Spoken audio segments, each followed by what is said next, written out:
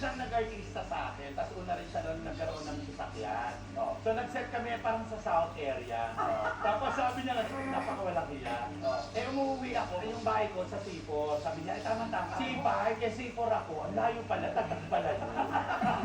Eh nabotas ako. Umuwi ako, sabi ko, walang hiya talaga to siya. 800 yung binayaran ko sa akin.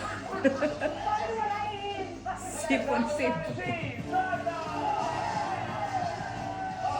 Si Tonton bukod sa, ano siya, magaling umawit, bukod sa, kasi minsan, syempre friends na kami, sabay-sabay na kami nagbibihis. Isang beses, nakita ko yung buong katawan niya. Oh, grabe. 3 araw akong tulala. Then, napansin ko lang ang dami niyang kalmot. Sabi ko, ang dami mong kalmot. Parang bitak-bitak. Dati ka bang lupa?